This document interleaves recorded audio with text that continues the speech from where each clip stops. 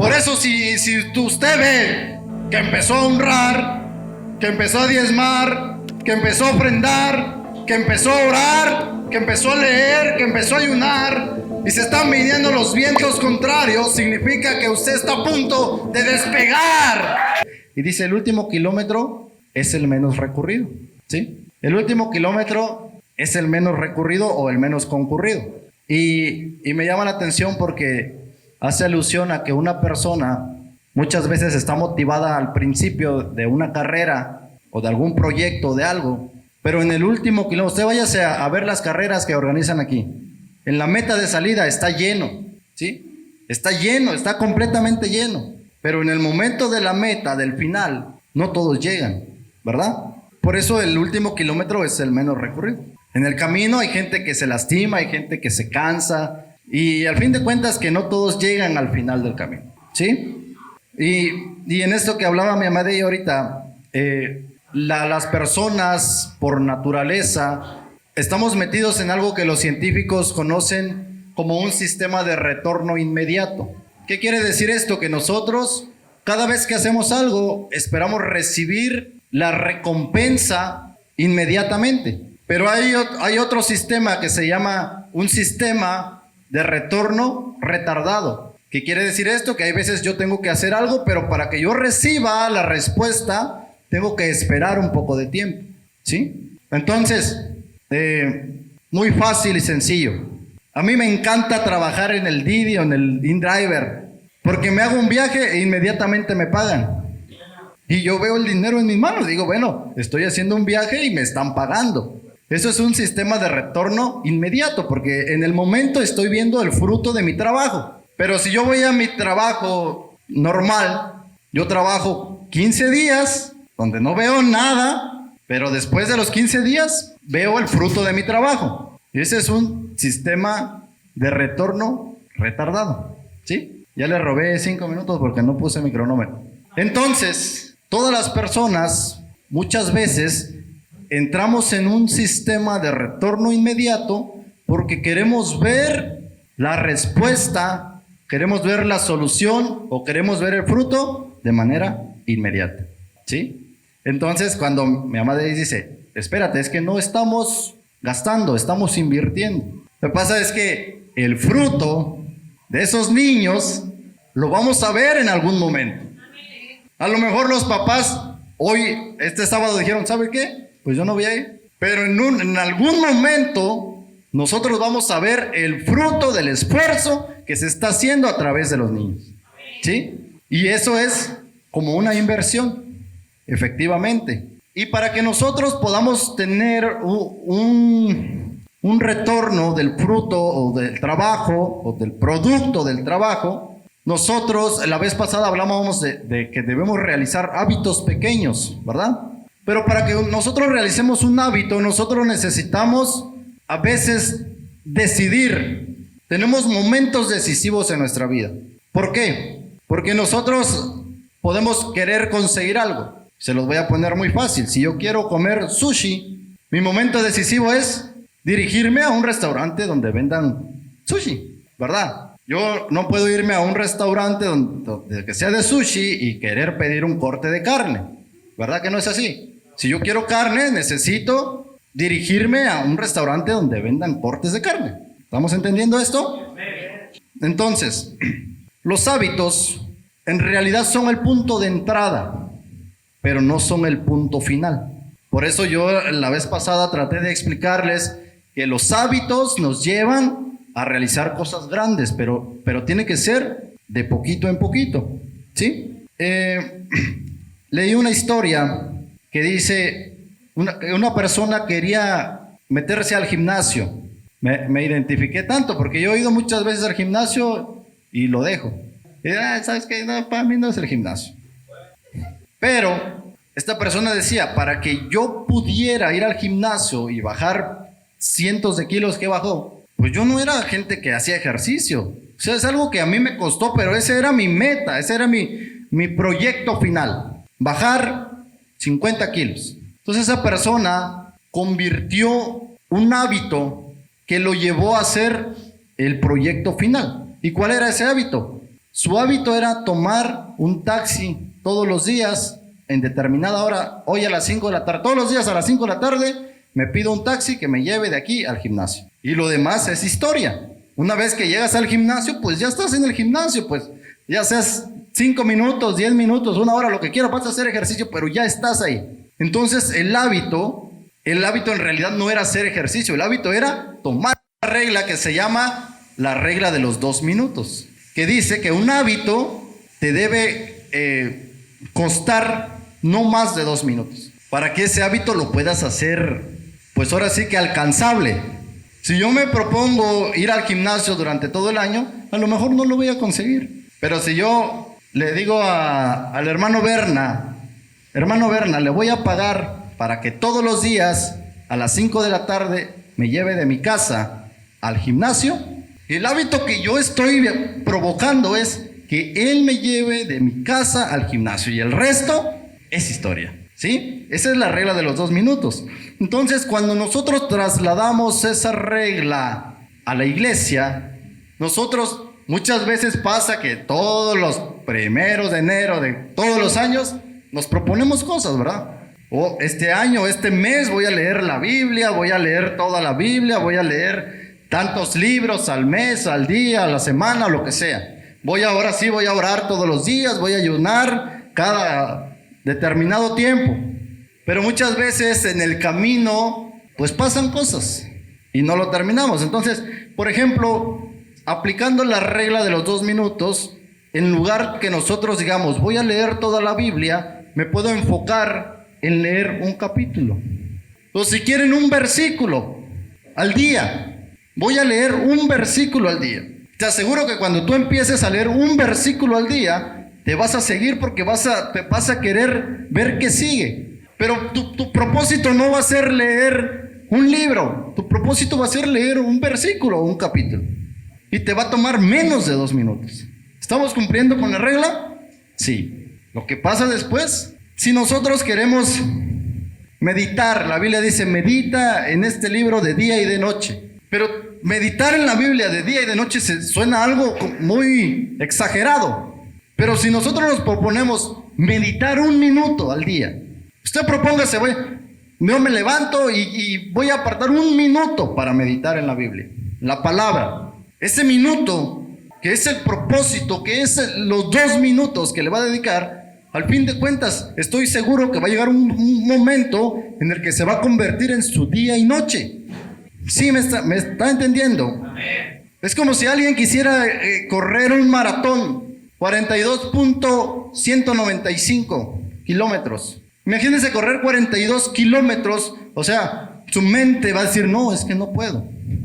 Pero su hábito pudiera ser ponerse los tenis para correr, ponerse la ropa para correr. Y el resto, en algún momento, usted va a correr 1 kilómetro porque lo corre. Sí. Entonces, eso me lleva a algo que es dar el primer paso. Con la regla de los 2 minutos, nosotros estamos dando el primer paso para avanzar a la meta o al proyecto que yo quiero llegar. Un paso no cuesta mucho. Un paso es un paso. No me va a dejar mentir. Usted acuéstese en su cama, en su sofá, en un sábado, un domingo a mediodía, viendo la tele, y un día que tenga flojera. Hay que lavar trastes, hay que lavar ropa, hay que hacer el aseo, pero tengo flojera, no quiero hacerlo. ¿Sabe cómo se quita la flojera? Dando el primer paso. De verdad. Cuando usted activa su cuerpo dando el primer paso, la flojera parece que usted se activa y hace a lo mejor hasta más de lo que quería hacer. Por eso me encantó que en la mañana mi mamá le dijera, tus pies revelan el estado de tu corazón. Entonces, cuando tú das el primer paso, estás revelando lo que de verdad quieres. Estás empezando tu camino a dirigir, pero no te estás enfocando en el futuro. La vez pasada hablamos de enamorarse del proceso, ¿verdad? Y no del resultado final. ¿Sí o no? Ahorita mi esposa me estaba diciendo, en la iglesia de Marcos Witt, de Danilo Montero, entró una persona y balaceó ahí en la iglesia y mató a muchas personas. Imagínense si esas personas, hermanos en Cristo, que yo espero que Dios los tenga en su presencia, que no hubieran aprendido a disfrutar el caminar con Cristo, que ellos hubieran estado esperando yo voy a ser feliz cuando Cristo me dé mucho dinero. Yo voy a ser feliz cuando Cristo me use en profecía. Yo voy a ser feliz cuando Cristo me dé esto, me dé el otro. Entonces, estando en la iglesia, no aprendiendo a disfrutar el caminar, el proceso, y se van. Entonces eso me da a entender que nunca fueron felices. Por eso tenemos que aprender. Digo, no estoy diciendo que nos vamos a morir, ¿verdad? Pero claro que nos vamos a morir. No le tengan miedo a la muerte es... Entonces vamos a leer el libro de Génesis 12. Génesis 12, del 1 al 4. Esos 10 minutos no cuentan porque no leí Biblia, ¿eh? ¿Ya lo tiene? 12, del 1 al 4. Y dice: pero Jehová había dicho a Abraham: vete de tu tierra y de tu parentela y de la casa de tu padre a la tierra que te mostraré. Y haré de ti una nación grande y te bendeciré y engrandeceré tu nombre y serás bendición. Bendeciré a los que te bendijeren y a los que te maldijeren maldeciré, y serán benditas en ti todas las familias de la tierra.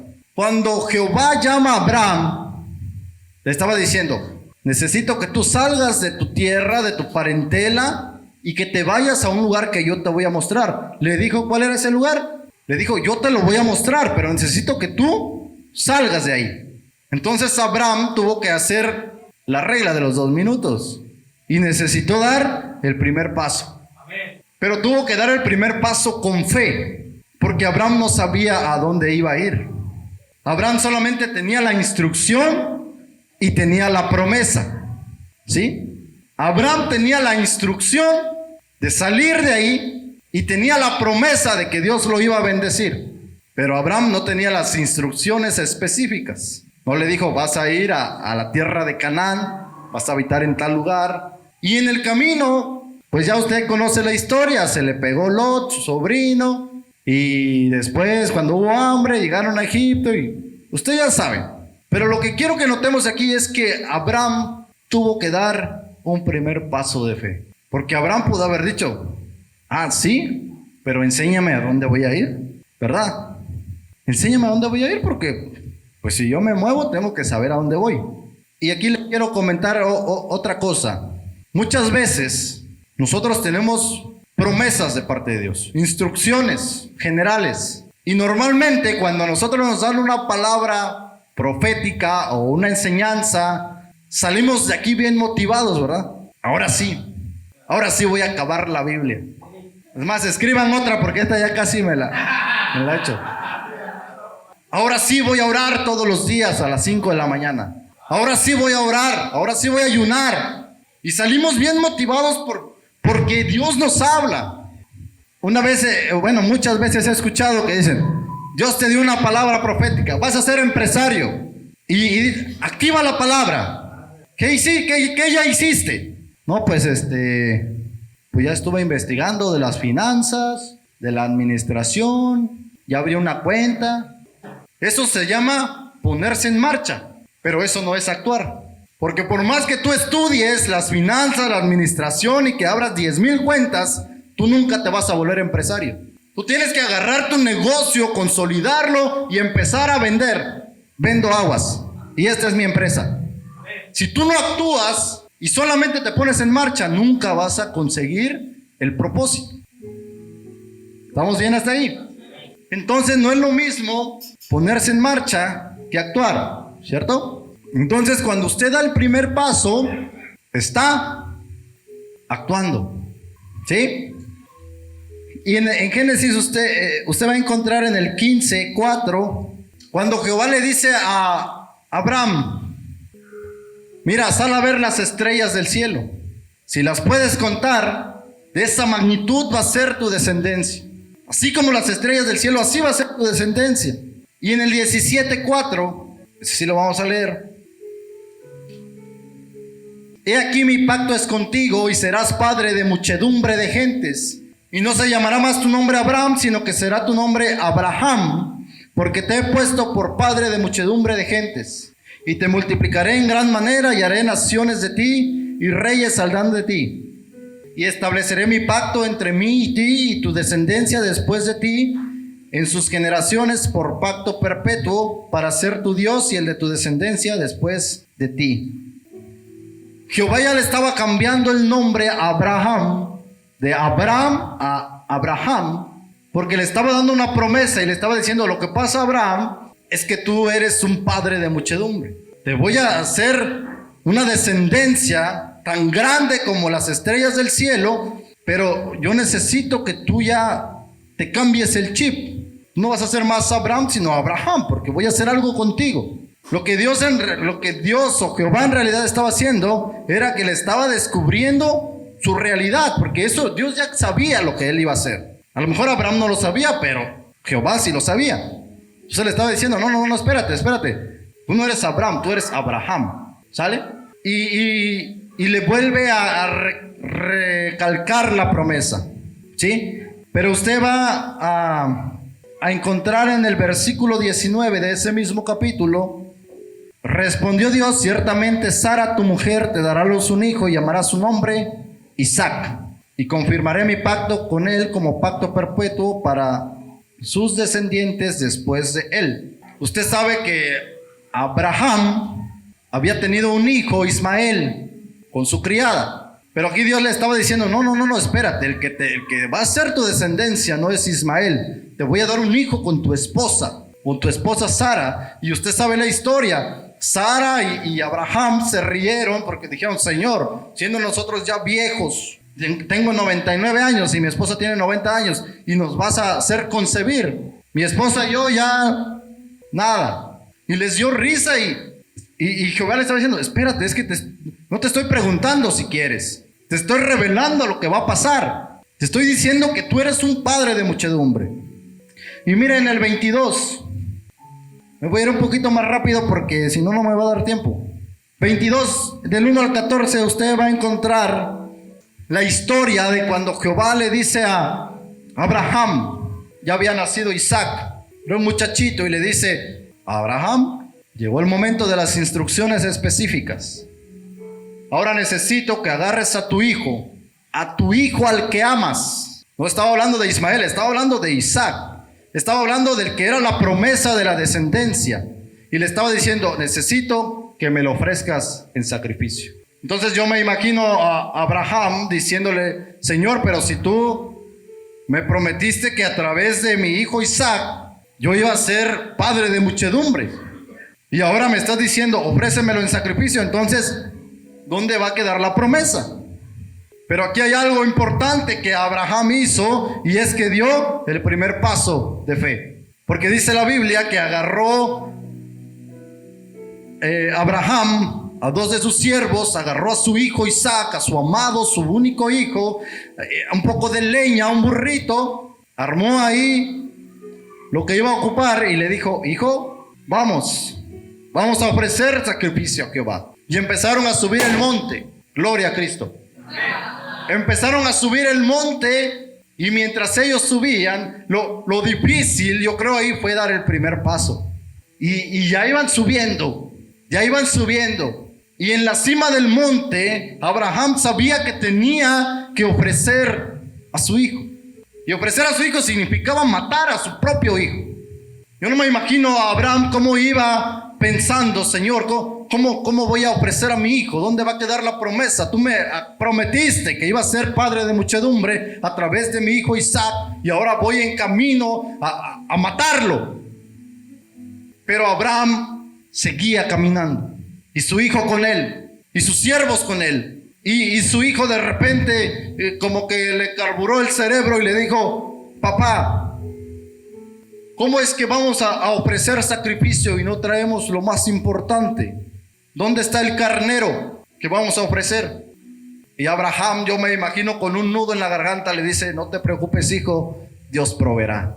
Y seguían subiendo, y cuando Abraham ve el lugar donde iba a levantar el altar, le dice a sus criados: espérenme aquí, yo voy a subir con mi hijo, vamos a adorar a Jehová y vamos a volver a vosotros. Y entonces llegaron y empezó a levantar un altar.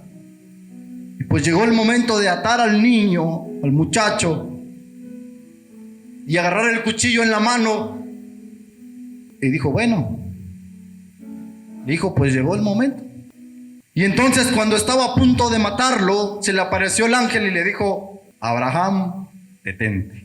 Detente porque esto había sido una prueba para ti. Jehová te mandó para probarte, para probar tu fe. ¿Y sabes qué? Has salido aprobado. Desata a tu hijo y mira allá atrás. Entonces voltea a Abraham y ve ahí un carnero. Ahí está lo que vas a ofrecer. Mientras Abraham subía con sus pasos de fe, del otro lado del cerro estaba subiendo su provisión. Entonces agarró el carnero, lo ofreció en sacrificio y regresó con su hijo. Yo no me imagino la felicidad de ese hombre después de la angustia que había pasado. Pero lo que me impresiona es que tuvo la valentía de dar el primer paso de fe, ¿sí? Entonces, a pesar de que parecía ir en contra de la promesa de Dios, Abraham siguió las instrucciones, siguió la orden que Dios le había dado. Acompáñame a Mateo 14:22. Yo sé que usted ya conoce esa historia. Enseguida Jesús, ¿quién? Jesús hizo a sus discípulos entrar en la barca e ir delante de él a la otra ribera, entre tanto que él despedía a la multitud. Despedida la multitud, subió al monte a orar aparte. Y cuando llegó la noche estaba allí solo. Y ya la barca estaba en medio del mar, azotada por las olas, porque el viento era contrario. Le quiero hacer una pregunta. ¿Usted cree que Jesús sabía que sus discípulos se iban a encontrar con los vientos en contra cuando iban a ir ahí por el mar de Galilea? ¿Lo sabía? Claro que lo sabía. Pero a pesar de eso, Jesús le dijo, suban a la barca y vayan al otro lado. Uno de los evangelios dice que iban a Betsaida, otro dice que iban a Capernaum. Pero lo cierto es que tenían que llegar a Genezaret. Entonces, Jesús los envió a un lugar donde ya sabía que se iba a encontrar sus discípulos con el viento en contra, con las olas en contra, olas altas. Sin embargo, Jesús los envió por ahí. ¿Está entendiendo? Jesús sabía que Abraham tenía que pasar una prueba de fe y sin embargo Dios lo mandó a probar. Entonces aquí Jesús los hizo entrar en la barca, ir delante de él a la otra ribera. Y ya después de que Jesús se quedó solo orando, dice, la barca estaba en medio del mar azotada por las olas porque el viento era contrario. Yo no sé usted, pero a mí estar en el mar me marea. El hermano Dani ya sabe, ¿verdad? No, de veras, a mí me marea el vaivén de las olas. Aunque el mar esté calmadito, si la lancha, la barca se queda en un solo lugar, empieza a hacer eso. Y eso a mí me marea. Sin embargo, si me invitan a pescar, voy. Pero yo sé que eso me marea y sé que eso pasa en muchas ocasiones. Bueno, el hermano Dani ya no, ¿verdad? Porque ya se acostumbró. A veces dice. Entonces yo me imagino a los discípulos. Los discípulos algunos de ellos eran pescadores. Yo creo que algunos sabían de eso, pero algunos otros a lo mejor no. Entonces cuando estaban remando, yo me imagino a los discípulos cansados, fatigados, hartos, estar remando en contra del viento, estar remando hacia donde sabían que no estaban avanzando. Pero sobre todo es que Jesús nos mandó. Jesús nos mandó porque tenemos que llegar allá y no vino por nosotros, pero nosotros estamos cumpliendo lo que Jesús nos ordenó. A lo mejor ellos pudieron decir, ¿por qué no nos mandó por otro lado? ¿O por qué no oró para que no hubieran los vientos, que fuera viento a favor? ¿Sí? Entonces, ¿qué pasa cuando uno está mareado? Empiezan a dar náuseas, ¿verdad? Ganas de devolver lo que ya comiste, ¿sí o no? A mí sí me pasa, yo no sé si ustedes de otro planeta, pero a mí sí me pasa. Entonces, mire lo que dice el 25, mas a la cuarta vigilia de la noche. ¿Usted sabe a qué horas es la cuarta vigilia? La noche de 6 de la tarde a 6 de la mañana, que más o menos es la hora del ocaso y del orto, o sea, de cuando se pone el sol y cuando sale, se divide en 4 partes, o sea, de 3 horas cada uno. Entonces la primera vigilia es como si fuera el primer turno de guardia, de las 6 a las 9, luego de las 9 a las 12, luego de las 12 a las 3, y la cuarta es de las 3 a las 6 de la mañana. Entonces dice aquí, a la cuarta vigilia, o sea que entre las 3 y las 6 de la mañana, se apareció Jesús. Vino a ellos andando sobre el mar, y los discípulos viéndole andar sobre el mar se turbaron diciendo, un fantasma. Eso me da a entender que los discípulos no reconocieron a su maestro. Pero sabe, lo curioso es que Jesús había estado orando. Jesús había estado conectado con el Padre, y cuando llegó no lo reconocían. Por eso es que si usted es un hombre de oración, prepárase para que no lo reconozcan después. Va a ser alguien cambiado completamente.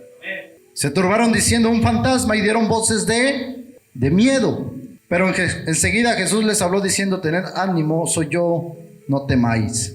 Mira, hermano, esos vientos contrarios, algunos teólogos que han estudiado la Biblia dicen que la misma palabra para viento se utiliza para espíritu, y eso puede simbolizar los espíritus contrarios. Entonces, cuando nosotros estamos en la barca, es un lugar seguro, ¿sí? En la barca es un lugar seguro, nosotros podemos sentarnos, podemos agarrarnos, y a lo mejor hasta estamos devolviendo, pero estamos en un lugar seguro. Los vientos azotan, pero la barca va a mantenerse a flote, va a estar arriba y abajo, pero va a mantenerse a flote. La iglesia, muchas veces Jesús los manda a ser probados en su fe.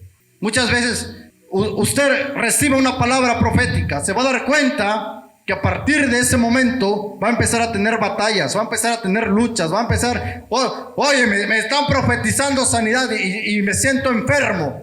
Oye, me están profetizando que Dios me va a hacer rico, pero no me alcanza mi quincena. Oye, me están profetizando que voy a ser un evangelista, pero le predico a alguien y me contesta mal. Qué bueno y qué agradable es que venga un profeta y te diga, hey, ¿sabes qué? Tú vas a ser un profeta.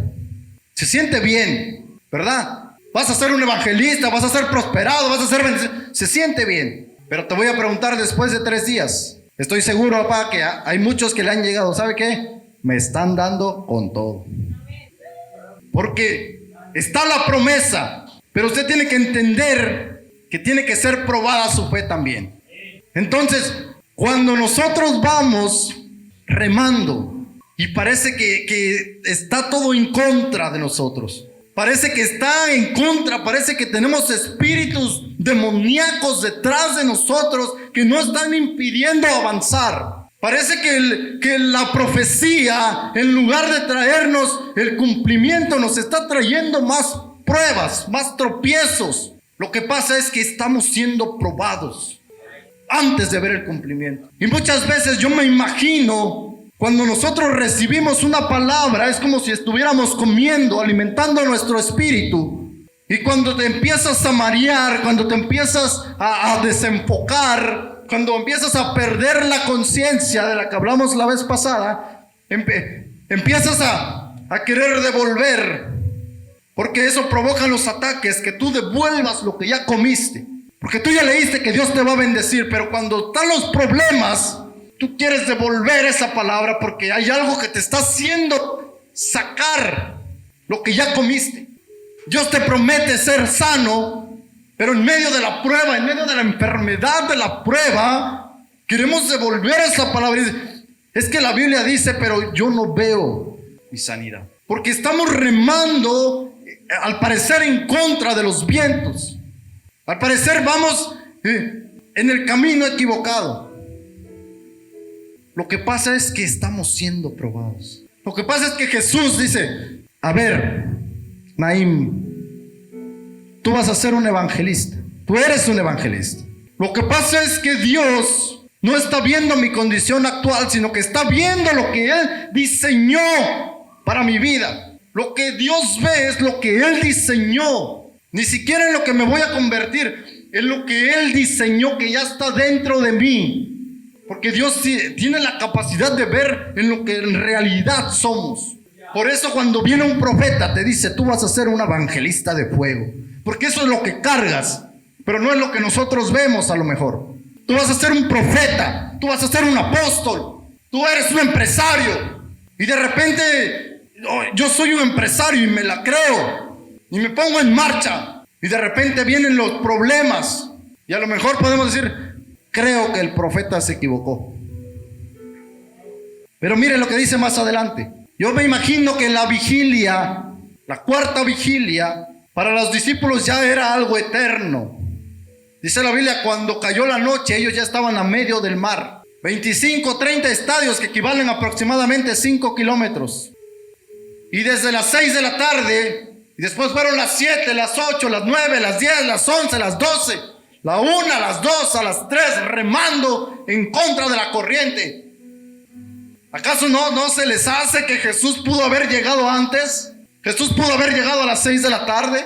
¿Usted cree que Jesús no sabía? Yo me imagino a los discípulos diciendo, ¿por qué Jesús no viene? El maestro no viene a rescatarnos. Mira dónde nos mandó. Pero te voy a decir una cosa, por más oscuro que se ponga el camino, aunque sientas que ya llevas mucho tiempo estancado, remando en contra de la corriente, remando en contra de los vientos, Jesús ya lo sabe, pero se va a aparecer en el momento oportuno.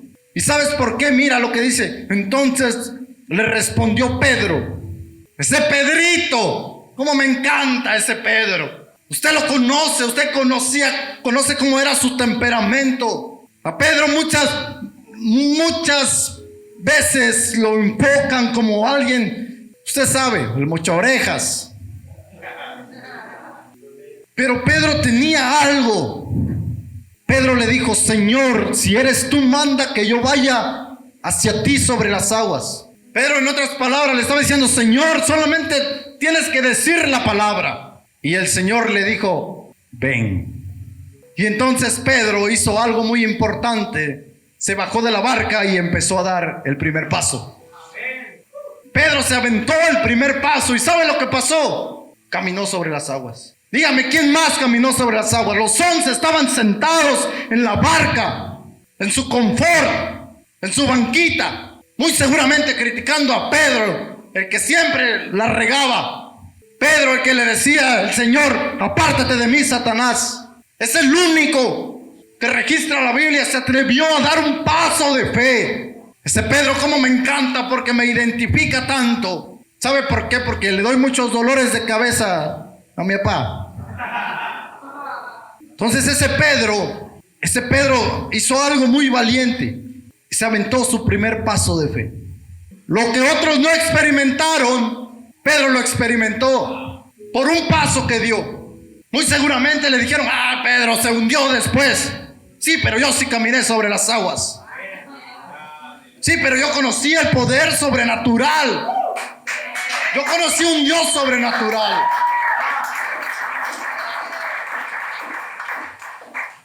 ¿Está entendiendo? Por eso usted va a encontrar en el libro de Santiago 1:22 que dice, sean hacedores de mi palabra, no solamente oidores, sean hacedores de ella. Amén. Ese Pedro me impresiona cuando Jesús le dice, a ver, hijos míos, ¿quién dice la gente que soy yo? Y entonces le empezaron a contestar, ¿verdad? Algunos dicen que eres tal, otros... Pero se levantó Pedro, el imprudente, y le dice, tú eres el Cristo, el Hijo del Dios viviente. Y el Señor le cambió el nombre. Simón, ¿sabe qué significa Simón? Simón significa algo suave, algo blando, algo débil. Entonces Jesús le dice, ya no serás más Simón, ya no serás lo blandito, ya no vas a ser lo suavecito, ahora te vas a convertir en Pedro, en la roca, en la piedra, en lo fuerte, en la autoridad. Y sobre esta roca yo voy a edificar mi iglesia. A Abraham le cambió el nombre. A Pedro le cambió el nombre, pero en realidad, mire, ¿sabe qué? Yo creo que Jesús le estaba diciendo, así como Dios te está revelando quién soy yo te voy a revelar quién eres tú. Porque en realidad le estaba revelando lo que de verdad era él, lo que Dios había depositado en él. Que la gente te catalogue de una forma no quiere decir que eso es lo que eres. Que la gente te diga que eres un bueno para nada, que no vas a prosperar, que Dios no te va a usar, que nunca vas a llegar. Eso no es lo que tú eres. Lo que tú eres es lo que Dios diseñó desde un principio y te lo puso encima. Por eso los profetas vienen y te hablan y la gente dice, wow, pero ¿cómo es posible? Porque en realidad te está revelando lo que eres. Pero ¿sabe cómo vamos a alcanzar eso que en realidad tenemos por dentro? dando el primer paso de fe. Tenemos que dar el primer paso. Pedro, cuando Jesús lo llamó, le dijo: Pedro, te voy a hacer pescador de hombres. Y en ese momento Pedro no era pescador de hombres todavía. Pedro estaba siendo transformado. Pedro estaba siendo formado. Pedro estaba siendo encaminado hacia el lugar donde tenía que llegar. Pedro el mocha orejas, Pedro el imprudente, Pedro el de temperamento impulsivo. Ese era del que Jesús hablaba y le decía: te voy a hacer un pescador de hombres. Sobre ti voy a edificar mi iglesia. Ese era Pedro. Pero Pedro, antes de llegar a ser fructífero en esa palabra, tuvo que antes dar pasos de fe. ¿Me está entendiendo? Amén. Usted va a encontrar en el libro de los Hechos al mismo Pedro. Pedro que le decía: Señor, es muy dura esta palabra, la gente se está yendo. Lárgate tú también si quieres. El mismo Pedro que lo golpearon una y otra vez, pero en realidad lo estaban formando. Sí, a mí me encanta. El día que yo llegué a esta iglesia, eso fue lo que yo escuché: también lárgate si no estás dispuesto a trabajar. Y dije: aquí me quedo. Estos me gustan. No cualquiera viene a confrontarte. No cualquiera viene a inquietarte en algo que dices que quieres lograr, pero no te dice: hey, tienes que ser probado.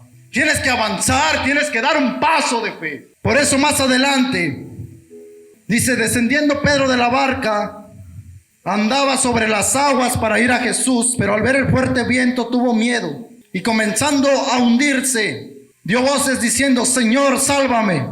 El hecho de que caminó sobre las aguas no evitó que en el momento de su flaqueza se hundiera. No lo evitó.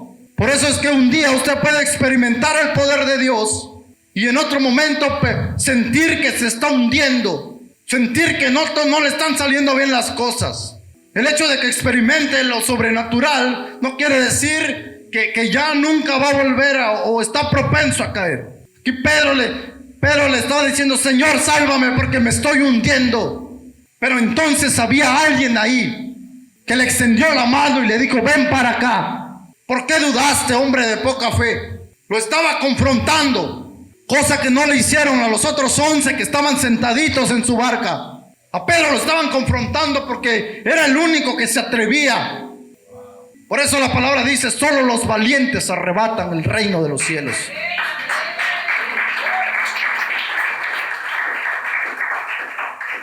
Y entonces sí, cuando Jesús lo confrontó, dice: cuando ellos subieron en la barca, se calmó el viento, se calmó la tempestad.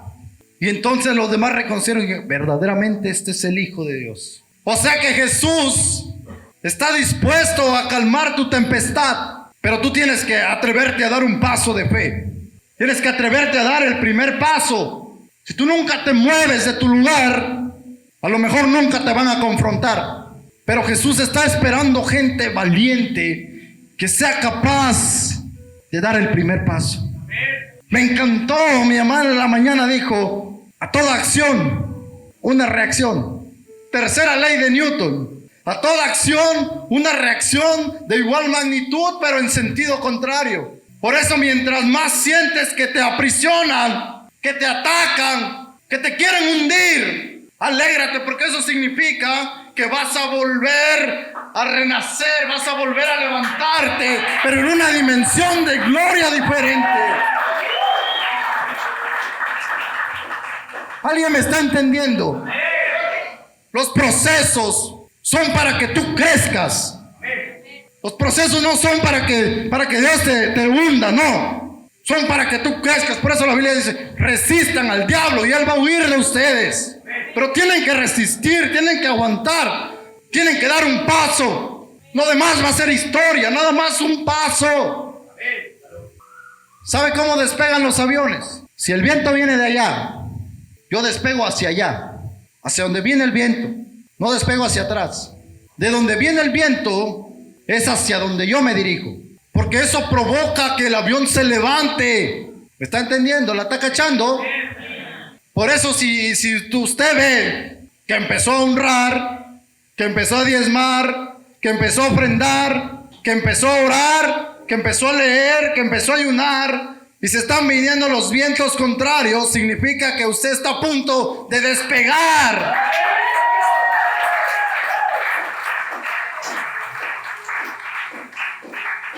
¿Y sabe lo que despega un avión? Aparte de la velocidad, la tercera ley de Newton. En realidad lo que el avión hace es ejercer una fuerza hacia abajo y el avión sube. Se escucha un poco extraño. Si usted estudia las leyes de la aerodinámica, se va a dar cuenta que eso es cierto. Por eso les digo, cuando usted está sintiendo algo en contra, va a repercutir en algo hacia arriba.